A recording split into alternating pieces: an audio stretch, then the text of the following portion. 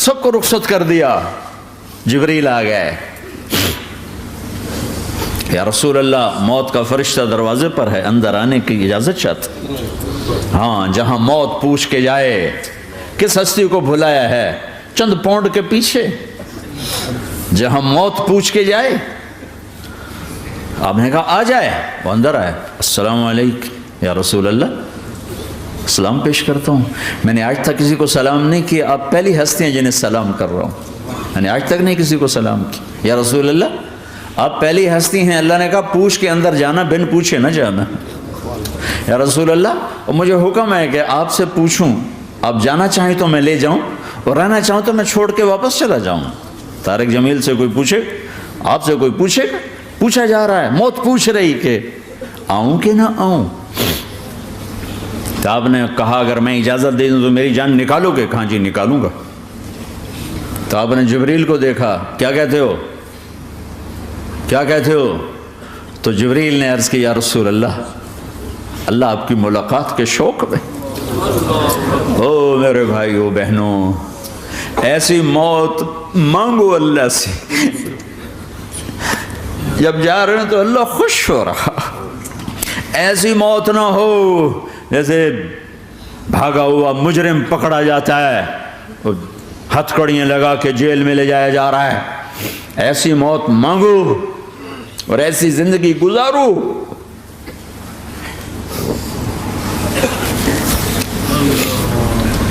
موت ہمارے لیے راحت نہیں, اللہ خوش ہو رہا. جب سعد بن معاذ کا انتقال ہوا تو آپ نے فرمایا, میرے نبی نے فرمایا, سعد بن معاذ بڑے صحابہ میں ہیں, میرے نبی نے فرمایا کہ آج اللہ کا عرش خوشی سے جھوم اٹھا ہے. چونکہ وہاں تو جا رہے ہیں نا, یہاں سے نکلنا ہے, وہاں تو پہنچنا ہے, وہاں تو خوشی ہے, یہاں غم ہے. تو آپ نے کہا, میرے نبی نے فرمایا کہ آج میرے اللہ کا عرش سعد کے پہنچنے پر خوشی میں جھوم اٹھا ہے. ایسی موت مانگو کہ اللہ کا عرش بھی خوشی سے جھومے, اللہ بھی خوش. کیا کر رہے ہو, کدھر جا رہے ہو؟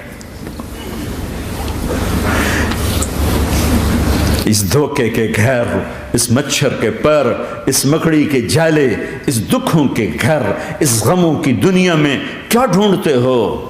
جاؤ اللہ کو ڈھونڈو, جاؤ اس کے حبیب کو ڈھونڈو, پھر جاؤ مزے کی زندگی یہاں گزارو, مزے کی نیند قبر میں پوری کرو, اور جنت میں ہمیشہ کی راحتوں کے مالک بن جاؤ.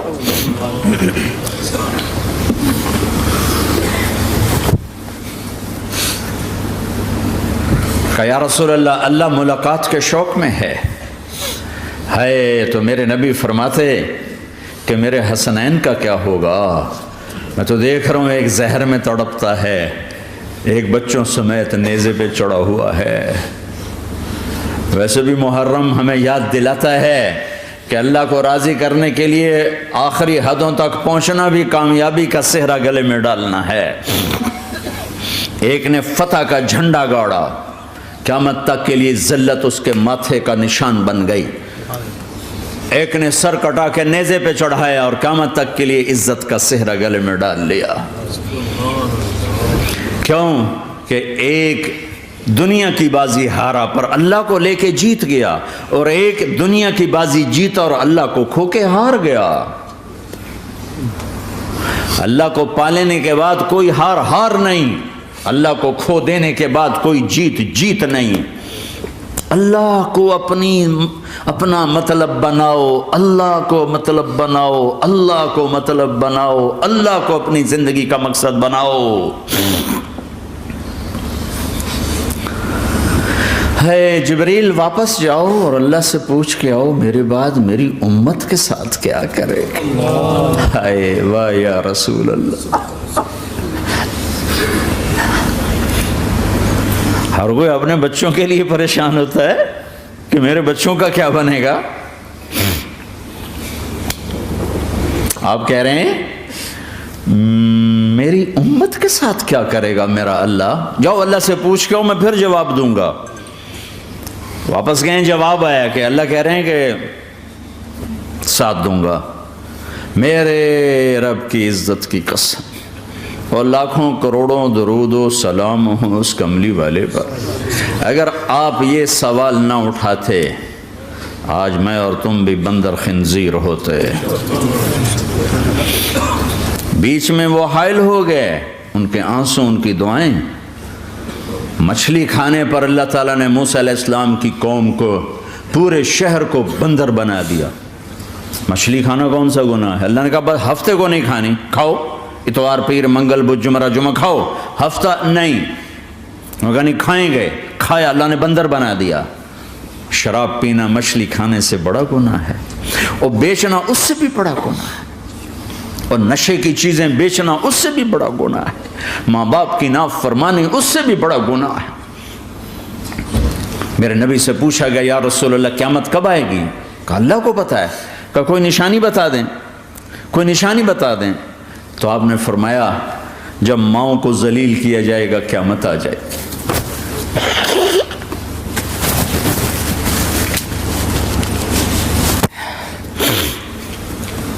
یہ تو اس کی دعائیں ہیں، بیچ میں آ کے کھڑی ہو جاتی ہیں۔ اللہ تعالیٰ نے کسی کو بندر بنایا، کسی کو خنزیر بنایا، کسی کو زمین میں دسایا، کسی کو پانیوں میں بہایا، کسی کو ہواؤں سے اڑایا، کسی پر آگ کو برسایا، کسی پر بجلیوں کی چمک کو سے ان کو راکھ کیا۔ کب میرے رب نے کیا کچھ نہیں کیا۔ وَكَمْ أَهْلَكْنَا مِنَ الْقُرُونِ مِنْ بَعْدِ نُوحٍ وَكَفَى بِرَبِّكَ بِذُنُوبِ عِبَادِهِ خَبِيرًا بَصِيرًا۔ کیا کچھ نہیں ہوا ہمارے ساتھ، وہ کچھ کیوں نہیں ہوا کہ وہ کملی والے کی دعائیں ہیں، دعائیں ہیں، دعائیں ہیں، رونا دھونا ہے، امتی امتی۔ اچھا چلو یہ تو دنیا ہو گئی، آپ نے یاد رکھا۔ میدان معاشر میں میرے نبی نے فرمایا جب جہنم کو لایا جائے گا اور ایک چیخ مارے گی، کوئی کسی کو یاد نہیں کرے گا، سب بھول جائیں گے۔ ہر ایک کی زبان کے آپ نے مشہور لفظ سنا ہوگا نفسی نفسی۔ جب جہنم آئے گی تو ایک چیخ مارے گی، اور کئی بلین فرشتے اس کو پکڑ کے لا رہے ہوں گے، اور وہ ان کے ہاتھوں سے نکل رہی ہوگی، اور اس کی آگ کے شعلے اور اس کا دھواں اور اس کی چیخ اور اس کی آواز۔ تو جب وہ قریب آئے گی تو اس کے آواز پر سارے مرد عورت زمین پر گریں گے، اور سب کہیں گے یا رب نفسی نفسی، یا رب نفسی نفسی، یا رب نفسی نفسی۔ یا اللہ میری جان، میری جان، ماں نہیں، ابا نہیں، بیوی نہیں، بچے نہیں، بھائی نہیں، میری جان۔ چلو میں تو آپ عام لوگ ہیں، انبیاء نبی کہیں گے یا اللہ میری جان، ابراہیم خلیل جیسے کہیں گے یا اللہ میں کسی کا سوال نہیں کرتا، باپ کا بھی نہیں کرتا، میری جان۔ اور عیسیٰ علیہ السلام جیسی ہستی کہیں گے یا اللہ میں اپنی ماں مریم کا بھی سوال نہیں کرتا، میری جان، میری جان۔ عیسیٰ علیہ السلام سے لے کر آدم علیہ السلام تک نفسی نفسی، نوح علیہ السلام نفسی نفسی، یحییٰ زکریا باپ بیٹا ہیں لیکن نفسی نفسی، سلیمان داؤد باپ بیٹا ہیں لیکن نفسی نفسی، یوسف یعقوب باپ بیٹا ہیں لیکن نفسی نفسی، یعقوب و اسحاق باپ بیٹا ہیں لیکن نفسی نفسی، اسحاق ابراہیم باپ بیٹا ہیں لیکن نفسی نفسی، اسماعیل ابراہیم باپ بیٹا ہیں لیکن نفسی نفسی۔ یہ نبیوں کا حال ہے، میرا کیا حال ہوگا؟ لیکن اسی ہنگامے میں جب ہر مرد عورت کہے گا نفسی نفسی، ایک آواز ابھرے گی امتی امتی، ایک آواز آئے گی امتی امتی، ایک دکھ بھری، ایک درد بھری آواز آئے گی امتی امتی۔ سننے والے حیران ہوں گے یہ کون ہے، یہ کون ہے جو اپنے آپ کو نہیں مانگ رہا، اپنی امت کو مانگ رہا ہے، یہ کون ہے؟ جب آواز کی طرف نظریں لگیں گی، یہ تو محمد الرسول اللہ ہے، جھولی پھیلی ہوئی ہے، ہاتھ اٹھے ہوئے ہیں، اے رب میری امت۔ کون سی امت ساری زندگی شراب بیچتے رہے، کون سی امت ساری زندگی ڈرگز بیچتے رہے، کون سی امت ساری زندگی زنا کرتے رہے، کون سی امت ساری زندگی ظلم و ستم کے پہاڑ توڑتے رہے، ساری زندگی جوا کھیلتے رہے۔ آپ تو کہتے دفع ہو جاؤ، میری نظروں سے دور ہو جاؤ، نہ تمہیں میری عزت کا خیال نہ میری نسل کی قربانیوں کا خیال، میرے معصوم بچے نیزوں پہ جھڑ کے اس دین تم چند پونڈوں پہ کیا ظلم ڈھا کے آئے ہو، دفع ہو جاؤ یا اللہ انہیں جہنم میں ڈال، یہ کہنے کا موقع تھا۔ میں قربان جاؤں اس نبی رحمت، اس کامل اکمل نبی پر، اس ہادی رہبر پر میں کہاں سے الفاظ لوں ان کی تعریف کے لیے۔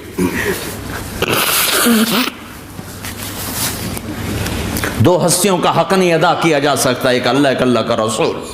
ہر ایک کا حق ادا ہو سکتا ہے، اللہ اور اس کے رسول کا حق نہیں ادا ہو سکتا۔ وہ کہتے ہیں جا اللہ ان کو آگ میں ڈال دے۔ انہوں نے نہ مجھے دیکھا، نہ میرا گھر دیکھا، نہ میرے پیٹ پہ پتھر دیکھے، نہ میرا راتوں کو تڑپنا دیکھا، نہ میرا مچلنا رونا دیکھا، نہ احد میں ٹوٹے دانت دیکھے، نہ طائف میں بکھرا خون دیکھا، نہ کربلا میں اولاد کے سر نیزوں پہ چڑھے دیکھے۔ دفعہ دور کر دے میری آنکھوں سے، میں قربان جاؤں اس نبی رحمت پر۔ کہہ رہے ہیں یا اللہ میری امت، یا اللہ میری امت، یا اللہ میری امت، یا اللہ میری امت۔ نہ یہاں بھلایا نہ وہاں بھلایا۔ آپ کے لیے ممبر آئے گا، میرے حبیب بیٹھو، تو آپ کہیں گے اب مجھے خیال آئے گا اگر میں بیٹھا تو یہ مجھے لے کے جنت میں نہ چلا جائے، اور اللہ کہہ رہا بیٹھو تو میں کیا کروں گا؟ میں خود زمین پہ کھڑا رہوں گا، ممبر پہ ہاتھ رکھ دوں گا کہ اللہ تیری مان لی، میں ہاتھ رکھا ہوا ہے، لیکن میں بیٹھوں گا نہیں کہ میں اپنی امت کا آخری حساب کروا کے ہی جاؤں گا، ایسے نہیں جاؤں گا۔ آؤ بھائی، ہمارا نیا سال ہمارا سال تو محرم سے شروع ہوتا ہے، ویسے تو جنوری بھی اللہ کا، محرم بھی اللہ کا، سورج اللہ نے بنایا تو جنوری فروری بھی اللہ کا، اور چاند اللہ نے بنایا تو محرم ربیع الاول بھی اللہ تعالیٰ کا، دونوں ہی اللہ کے ہیں۔ کسی نے یہ لے لیا، کسی نے وہ لے لیا۔ ہم نے چونکہ چاند کا کیلنڈر بنایا تو ہمارا تو اب سال شروع ہو رہا ہے، ہمارا تو نیو ایئر اب ہے، ہمارا نیو ایئر رونے سے شروع ہوتا ہے۔ کیسا اللہ نے نظام بنایا، کسی اور مہینے میں یہ واقعہ ہو جاتا، نہیں سال کے شروع میں یہ واقعہ رکھا ہے کہ ہر ایک کو پتہ چلے کہ ہاں نیا سال خوشی منانے کے لیے نہیں ہوتا، نیا سال آخرت کی تیاری کے لیے ہوتا ہے کہ ایک سال چلا گیا، ایک سال اور زندگی سے نکل گیا، اور بھی جلدی سے اللہ کو راضی کرنے کا کوئی کام کرنے کو، توبہ کرنے کو، اللہ کو راضی کر لیں۔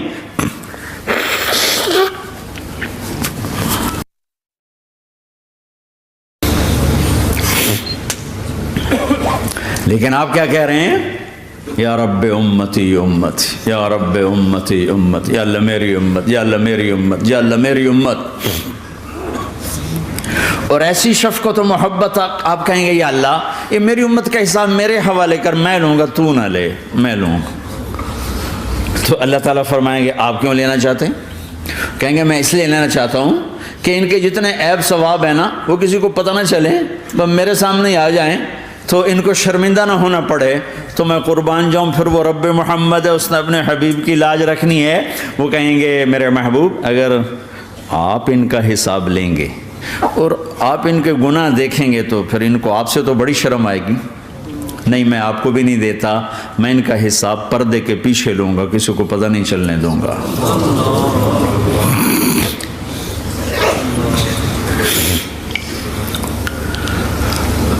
اتنی بڑی ہستی، اور آگے دیکھو طائف میں پتھر پڑ رہے ہیں، اور ہر قدم پہ پتھر پڑتے ہیں، یہاں تک کہ ایک دم پتھر پڑنے سے تو خون نہیں نکلتا، پتھر کون سا کوئی تیر ہوتا ہے، پتھر تو پتھر، لیکن اتنے پتھر پڑے پنڈلیوں کے اوپر کہ پھٹ گئیں، ان سے خون نکلتے نکلتے نکلتے جو جوتا تھا پاؤں میں ایسے ساتھ ایسے چپک گیا،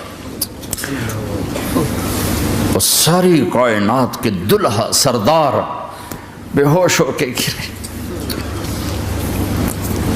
تو آپ کے غلام زید نے، نوکر تھے، انہوں نے اٹھایا کندھے پر، بھاگے، پیچھے وہ سر پہ چڑھے ہوئے پتھر مار رہے ہیں، اور آپ جتنا بھاگ سکتے تھے بھاگے، یہاں تک کہ بے ہوش ہو کے گر گئے۔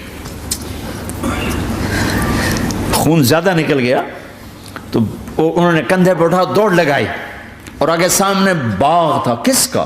سب سے بڑے دشمن کا، مکے والا عتبہ بن ربیعہ۔ عتبہ کون ہے؟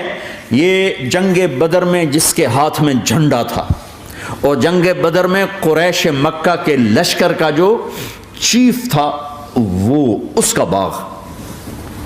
لیکن زید کو کوئی پناہ نظر نہیں، وہ باغ میں گھس گئے اور اللہ کے نبی کو ایک انگور کی بیل کے نیچے لٹایا۔ تو جان کا دشمن عتبہ، لیکن جب اللہ کے نبی کو خون و خون دیکھا تو اس کا دل بھی پگھل کے رہ گیا، کہنے لگا ہائے ہائے، طائف والوں نے محمد کے ساتھ کیا کرتا۔ جس پر دشمن کو رحم آیا ہمیں اس پہ رحم نہیں آیا، ہم نے اس کے آنسوں کی کوئی قیمت